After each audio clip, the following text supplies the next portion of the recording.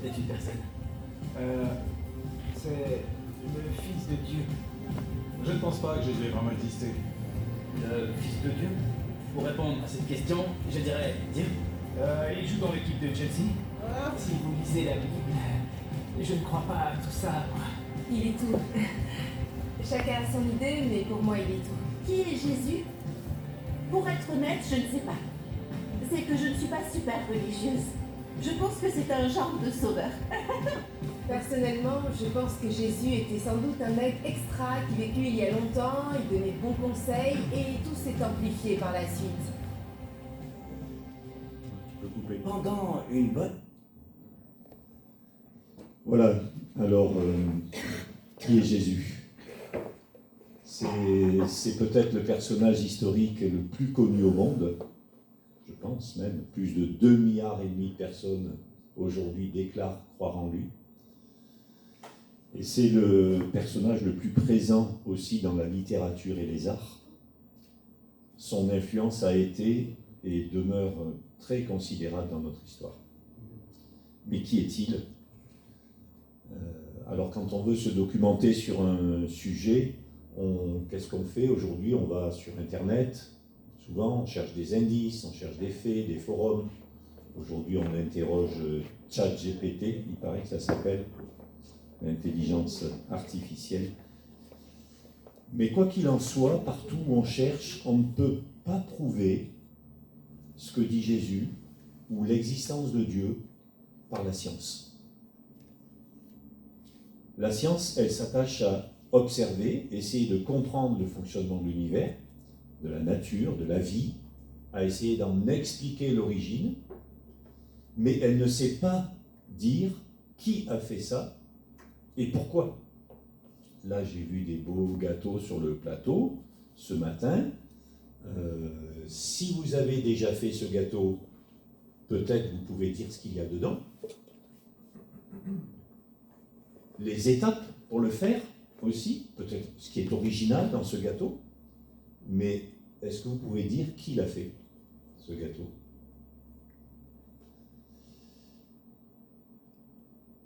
Et bien pour l'univers, pour l'homme, pour la vie, c'est la même chose. Seul le Créateur peut révéler que lui les a faits. Ce Créateur qui est forcément supérieur en puissance, en sagesse, supérieur à tout ce qu'il a créé, eh bien les chrétiens l'appellent Dieu, le Tout-Puissant, l'Éternel, le Seigneur. Il y a plein de noms. Moi, j'ai toujours cru en ce Dieu-là. J'ai jamais réussi à concevoir l'univers et tout ce qu'il contient sans créateur. Voilà, j'ai essayé, surtout en terminale, avec la philo, j'ai beaucoup aimé ça, on nous apprend à douter, et c'était important pour moi de pouvoir douter, de savoir si j'étais chrétien parce que mes parents l'étaient ou parce que j'habitais en France. C'était une question qui me taraudait. Et ça, douter qu'il y a un créateur, j'ai pas pu. D'ailleurs, il y a des citations de Einstein, par exemple, qui dit « L'idée que l'ordre et la précision de l'univers dans ses aspects innombrables seraient le résultat d'un hasard aveugle est aussi peu crédible que si, après l'explosion d'une imprimerie, tous les caractères retombaient par terre dans l'ordre d'un dictionnaire. » Voltaire aussi a dit, vous le savez certainement, « L'univers m'embarrasse et je ne puis songer que cette horloge existe et n'est pas d'horloger. » Et un de mes amis et maître aussi pour ma foi, Ralph Chalice, a écrit « Il faut beaucoup de foi pour être athée. » Et j'ai trouvé ça intéressant, parce que du coup, il y a la foi en Jésus, et puis il y a aussi la volonté de croire qu'il n'y a pas de Dieu, qui est certainement aussi une foi. Alors Dieu, ok, mais Jésus. Les Juifs, les musulmans adorent Dieu, adorent un Dieu unique aussi, ils écoutent les prophètes, mais Jésus, il n'y a que les chrétiens qui reconnaissent en Jésus Dieu avec nous, Emmanuel. L'autre Emmanuel. Emmanuel, Dieu avec nous. Jésus seul a affirmé être le Fils de Dieu.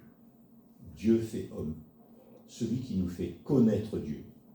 Alors, l'idée aujourd'hui du topo, c'est d'affronter cette question. Et si vous êtes là, c'est aussi parce que vous êtes prêts à l'affronter sans repousser. Il y a toujours des questions, on se dit, bon, ben, c'est bon, il y aura plus tard, ça ne m'empêche pas de vivre aujourd'hui. Voilà, donc qui est Jésus? Voilà une parole que Jésus a prononcée, je suis le chemin, la vérité et la vie.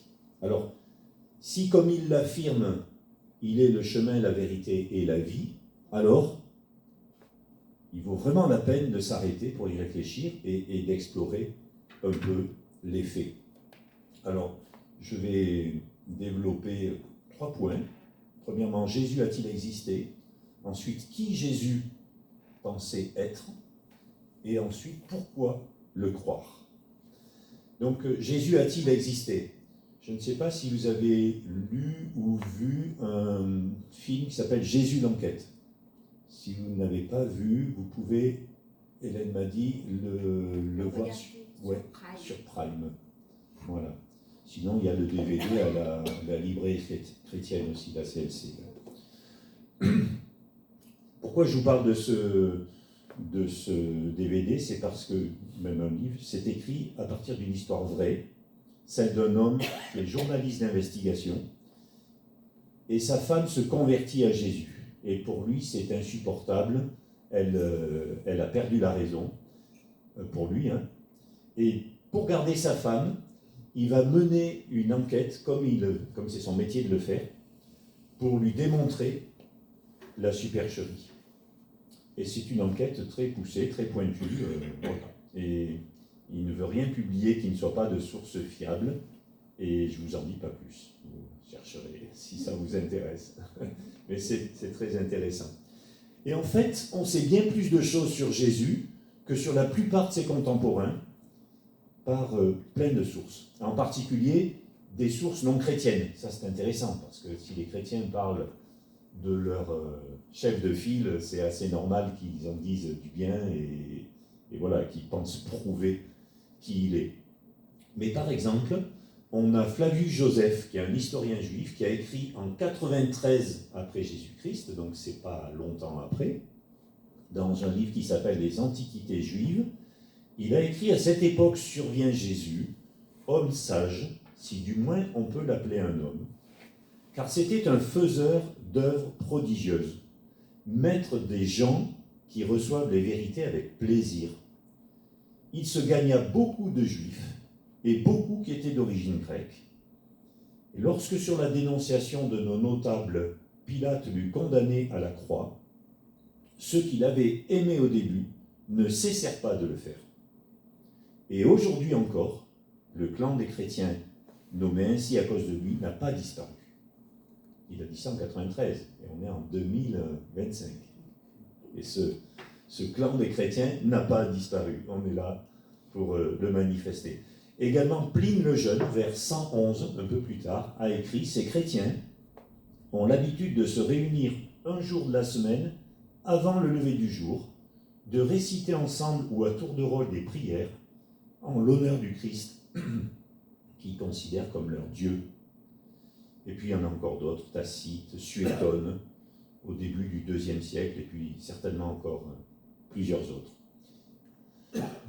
Plus récemment, les chercheurs ont appliqué au Nouveau Testament la critique textuelle. Je ne sais pas si vous connaissez, mais c'est une démarche scientifique qu'on applique pour chercher l'authenticité ou la fiabilité d'écrits anciens. Et donc il y a 2 principes dans cette démarche de la critique textuelle. Premier principe, c'est plus le temps est court entre un original et la première copie, plus la source est fiable. Okay, logique. Par exemple, pour la guerre des Gaules, on s'appuie beaucoup là-dessus à l'école pour enseigner l'époque romaine, de Jules César, écrite par Jules César. Il y a un écart, écoutez bien, de 950 ans entre l'original et la première copie. Donc c'est assez étonnant. Et pourtant, personne ne doute que la guerre des Gaules a été écrite par Jules César et qu'elle est fiable. Pour le Nouveau Testament, on dispose d'une copie complète qui date de l'an 350. Donc ça fait un écart seulement de 300 ans avec les originaux. Le deuxième principe de la critique textuelle, c'est plus il y a de copies disponibles, moins il y a de doutes sur la valeur de l'original. Logique. Par exemple, pour la guerre des Gaules, il n'existe que 10 copies.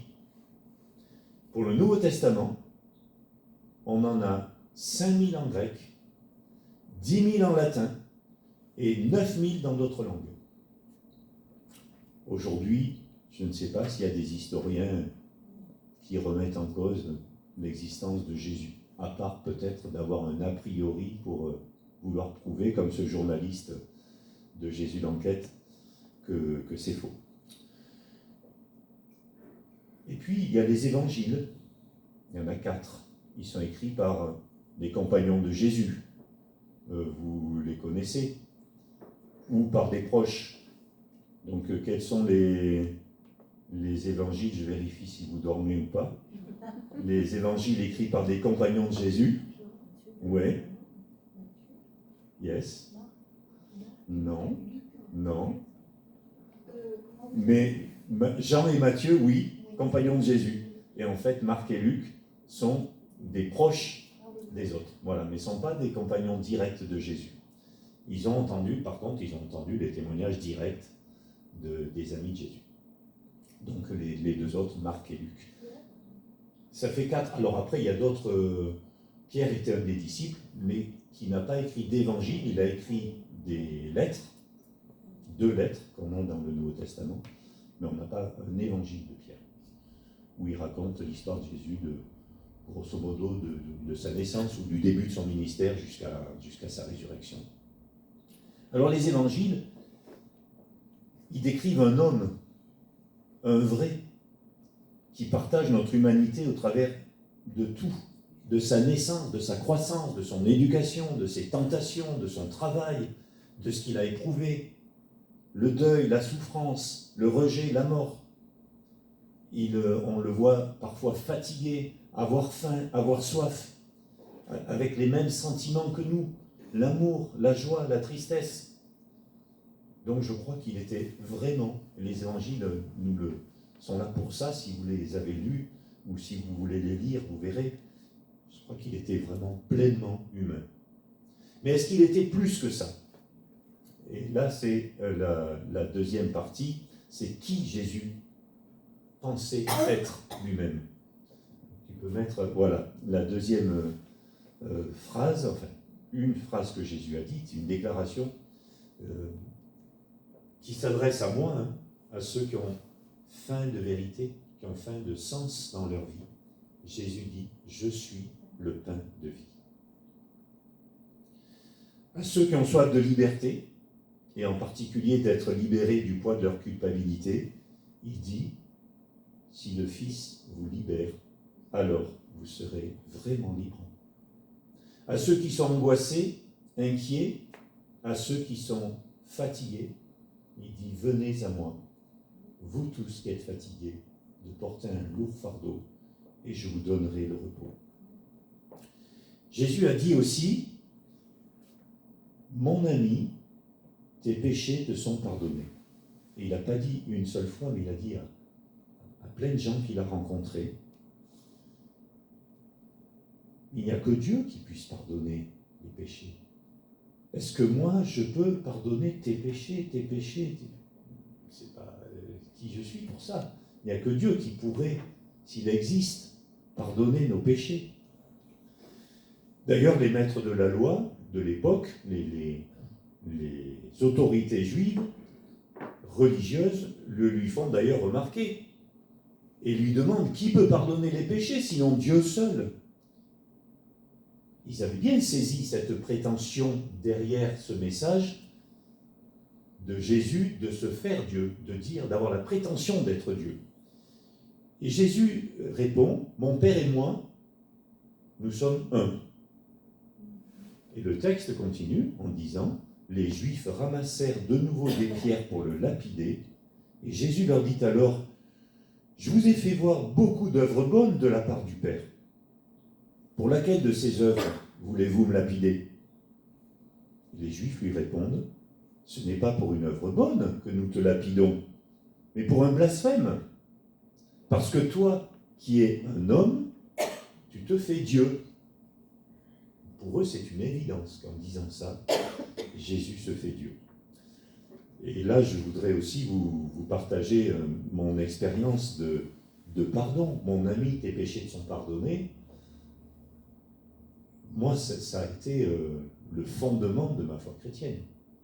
Depuis aussi longtemps que je vous ai dit que je croyais en Dieu, depuis toujours, mes parents étaient chrétiens, ça n'a pas tout fait. La preuve, c'est que avec mon frère, on dormait dans la même chambre, et très souvent, le soir, donc on priait. Les parents nous avaient appris à demander pardon pour nos péchés le soir. Ok, très bien. Je ne me rappelle plus si c'était tous les jours à genoux ou pas toujours à genoux, je ne suis pas sûr. Mais je me souviens de plusieurs fois dans la nuit, on se réveillait avec mon frère. On disait, mais tu crois que Jésus n'est pas revenu? Parce qu'on savait que Jésus devait revenir et que les chrétiens devaient partir. Et on avait la pétoche. Et du coup, on allait vérifier si les parents étaient bien toujours dans leur chambre et pas partis au ciel. Ça montre quoi? Ça montre que le pardon que je demandais tous les soirs, je ne l'avais pas reçu. Parce que je redemandais pardon pour les mêmes fautes. Et tous les soirs, j'avais cette conscience du péché. Jusqu'au jour, je ne sais pas pourquoi, c'est pour ça que je pense que c'est une révélation de Dieu, où j'avais 15 ans, ça fait bientôt 50. Dans un camp, j'ai entendu l'évangile, je pense, de la même façon que d'habitude, j'en sais rien. Et là, j'ai demandé pardon, et j'ai dit, merci Seigneur, tu m'as pardonné. Et ce jour-là, j'ai su que j'ai été pardonné. Alors après, je ne me mets pas à la place de Dieu, je ne sais pas quand est-ce que lui considère que je lui ai donné ma vie, que la Bible, elle parle de conversion, elle parle de nouvelle naissance. Pour moi, Dieu se débrouille, à lui de savoir le moment, est-ce que c'était avant, est-ce que c'est quand on a envie d'aller vers lui, est-ce que c'est au moment où on reçoit une assurance. Pour moi, peu importe. En tout cas, je peux témoigner de ce pardon. Et maintenant, je demande encore pardon pour mes péchés, mais pour ceux qui sont venus après, je ne demande plus pardon pour ceux d'avant. J'ai vraiment la certitude que Jésus est mort pour ça. C'est réglé. Voilà, qu'il soit béni. La troisième partie, c'est pourquoi le croire, du coup. Un homme qui fait de telles déclarations sur lui-même, soit il est prétentieux, soit il est fou, soit il est blasphémateur, comme l'ont pensé la majorité des chefs religieux à cette époque-là. Et dernière solution, il dit la vérité. Il faut quand même l'envisager, s'il disait la vérité, si c'était vrai. Et là, je pense qu'on a plusieurs pistes à explorer. D'abord, son enseignement. Son enseignement, il faut bien reconnaître qu'il est à la base, je ne sais pas si je dois dire il est ou il était, à la base de notre culture. C'est en train de s'effacer pas mal. Mais notre culture ici, en Europe et en France, est quand même aussi basée sur l'expérience chrétienne. Et tout le monde d'ailleurs connaît une partie de son enseignement, sans peut-être même savoir que Jésus en est l'auteur.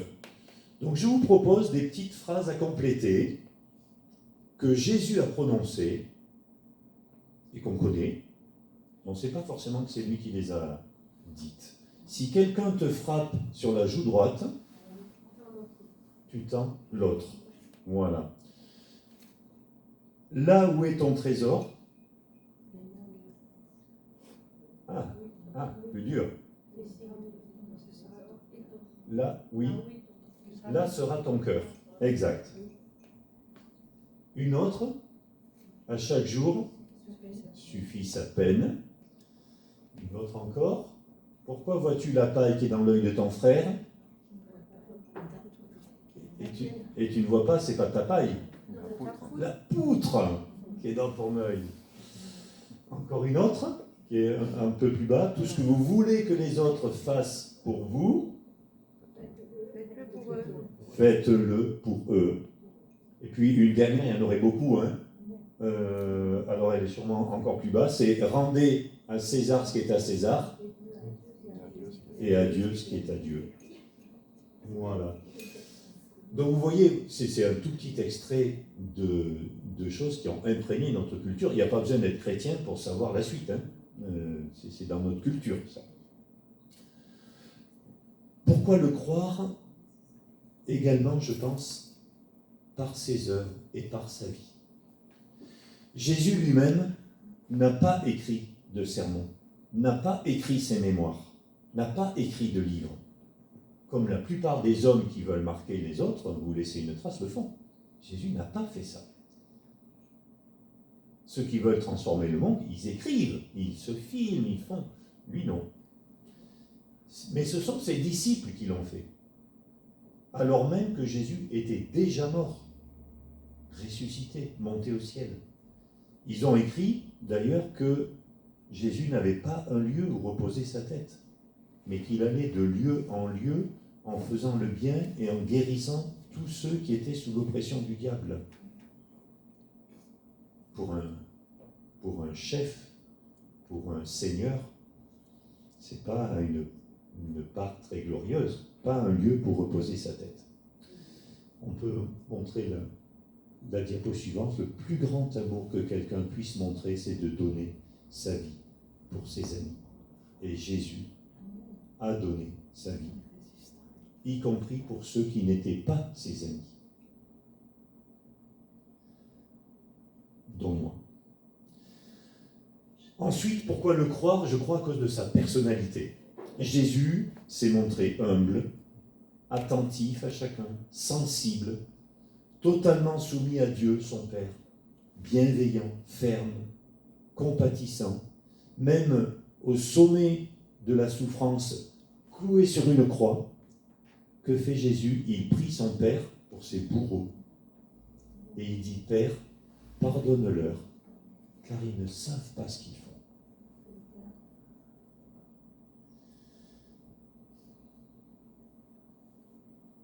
Je n'ai pas connaissance que d'autres prophètes aient fait ça. Pourquoi le croire encore? L'accomplissement des prophéties. Avec Jésus, pendant les 33 années de sa vie terrestre, se sont accomplies plus de 300 prophéties qui sont écrites dans le Premier Testament. Plus de 300. Qui ont été rédigées sur une période de plusieurs siècles. Par exemple, le fait qu'il devait naître d'une vierge. On trouve ça dans Ésaïe, et puis évidemment dans les évangiles. Son entrée triomphale dans Jérusalem, les rameaux, c'est annoncé dans le psaume 41, dans Zacharie. Il a été trahi par un ami, vous le savez, ça a été annoncé aussi dans un psaume. Il a été vendu pour 30 pièces d'argent, c'était annoncé, c'est d'une précision incroyable. C'était annoncé. Ses mains et ses pieds devaient être percés. Ça a été annoncé. Des soldats ont tiré au sort son vêtement. C'était annoncé. Et encore, je vous ai dit plein d'autres prophéties. Enfin, pourquoi le croire? Et pour moi, c'est sûrement l'argument qui me touche le plus, c'est sa résurrection. Sa victoire sur la mort. Pour ressusciter, il faut être plus fort que la mort. Qui de nous peut ressusciter? Par notre volonté, on n'y arrivera pas, excusez-moi. La résurrection physique de Jésus, c'est le fondement de notre foi, de la foi chrétienne. Si le Christ, d'ailleurs, Paul le dit, si le Christ n'est pas ressuscité, la foi des chrétiens est vaine. Alors, est-ce que c'est une réalité historique? Vous allez voir ce qu'en dit les personnages qu'on a vus tout à l'heure. Il faut que tu ailles à 1902.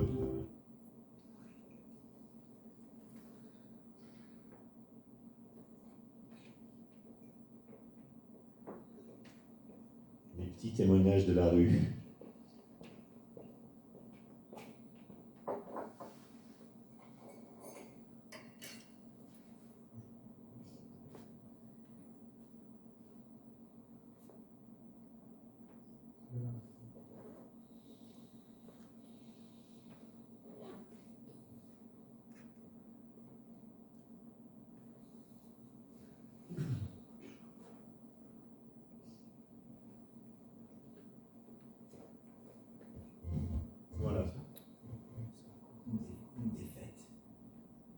Mais cela n'est-il qu'un conte de fées?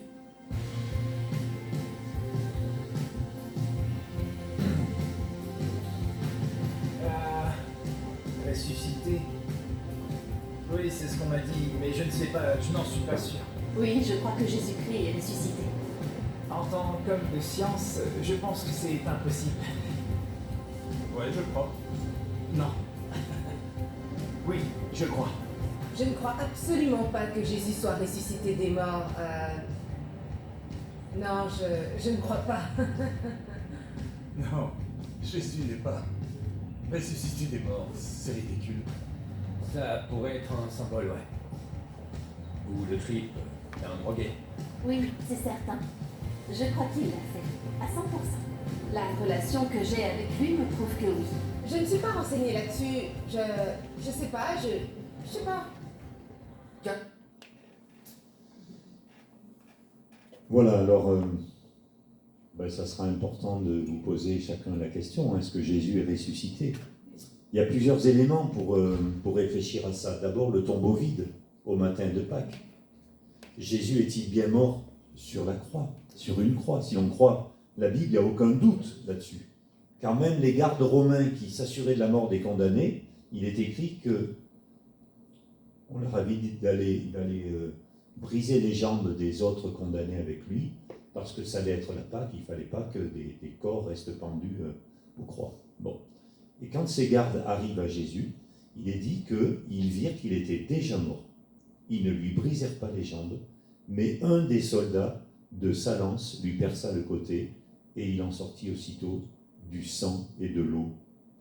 Et en fait, cette séparation du sang et du liquide péricardique, apparemment, disent les médecins, ça confirme la mort.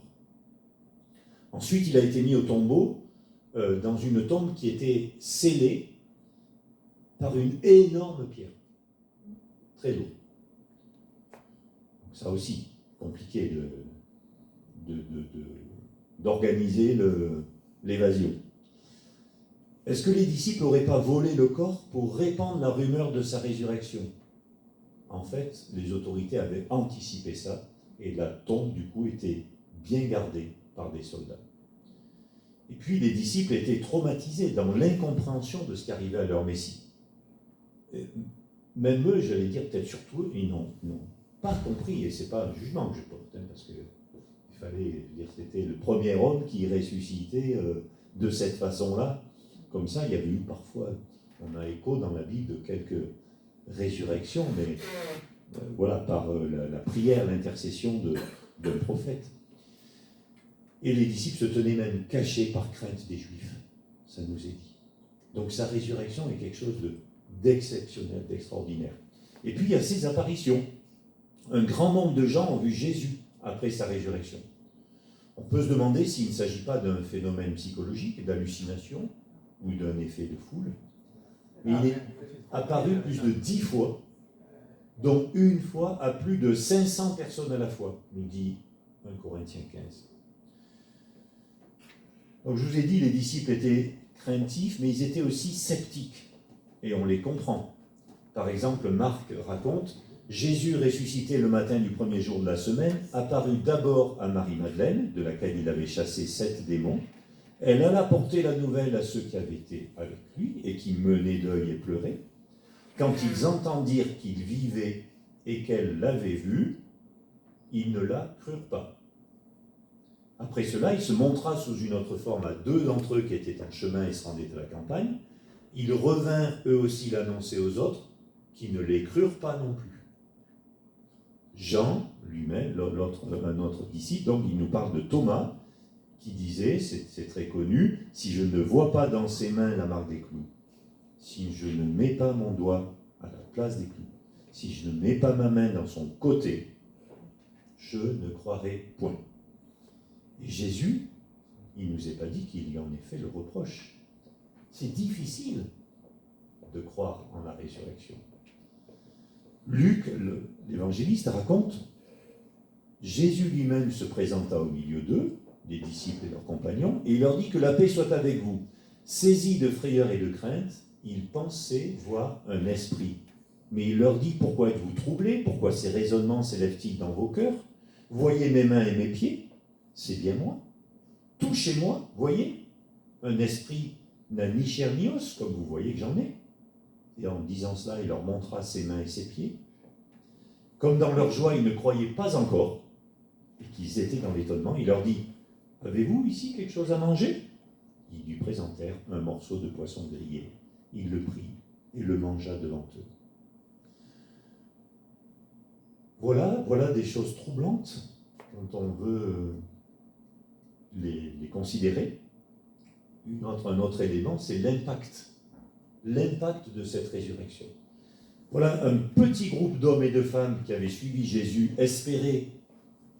Vous savez pourquoi ils ont suivi Jésus? Ils espéraient qu'il chasserait les Romains. Ils étaient en occupation romaine. Et puis la promesse d'un Messie, c'était un Messie glorieux qui allait rétablir le royaume d'Israël. À sa mort, ils ont été complètement déçus, désemparés. Ils avaient du coup abandonné l'idée de suivre le Christ, et pour cause il était bon. Et quelques semaines plus tard, les mêmes, ils proclament tous ensemble, unanimement, ils disent quoi? Jésus est ressuscité d'entre les morts. Voilà le message des chrétiens depuis 2000 ans. Jésus est ressuscité d'entre les morts. Et pour ça, ils ont risqué leur tête.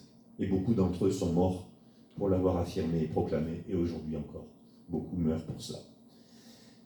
Pourquoi ce changement radical des disciples, si ce n'est la résurrection, s'ils n'étaient pas convaincus que Jésus est vraiment vivant?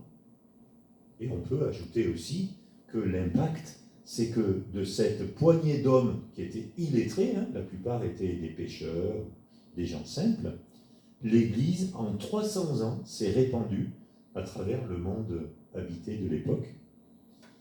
Et c'est une vague que rien, ni personne, aucun régime politique, aucune persécution n'a pu arrêter.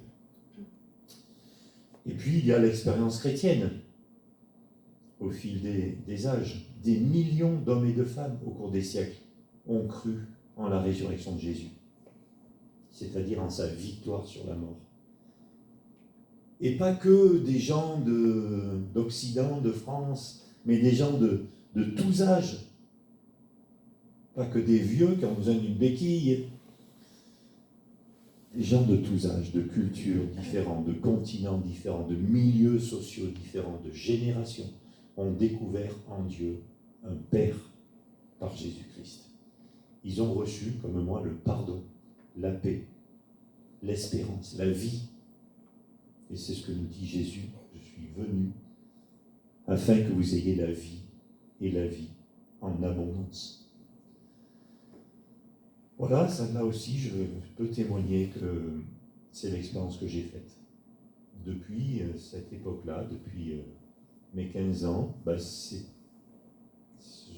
peux appeler ça la paix. C'est quand même une paix profonde, même s'il y a des moments où je peux douter, où je peux avoir des craintes, mais j'ai cette paix de savoir Jésus avec moi. C'est un accompagnement. Et si vous n'avez pas fait cette expérience, vous ne pouvez pas le savoir, mais d'avoir tout le temps le sentiment d'être accompagné, d'avoir quelqu'un qui te comprend tout le temps, et qui peut te transformer, parce que, voilà, je ne sais pas vous, mais moi, je désespère souvent de pouvoir être transformé. Je me dis, oh là là, je retrouve les mêmes travers que j'avais il y a 2 ans, il y a 10 ans, il y a 50 ans. Mais Jésus est là et il nous transforme. Et bien maintenant, la question se tourne vers vous. Et vous, et Jésus l'a posé directement à ses contemporains, vous, qui dites-vous que je suis? Et Simon-Pierre a répondu, tu es le Christ, le Fils du Dieu vivant. Et Jésus lui a dit, tu es heureux, Simon, fils de Jonas, car ce ne sont pas la chair et le sang qui t'ont révélé cela, mais mon Père qui est dans les cieux. Moi, je prie pour que le Père se révèle à chacun de vous. Et si vous me le permettez, je viens prier maintenant, parce que je crois que Dieu nous entend et qu'on peut lui parler comme ça, en toute simplicité, sans chercher des mots, des formules.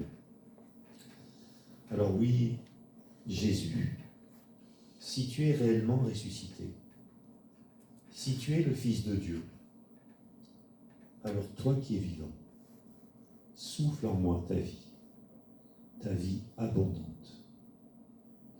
Toi, l'image du Dieu invisible, illumine et transforme mon être, transforme ma vie.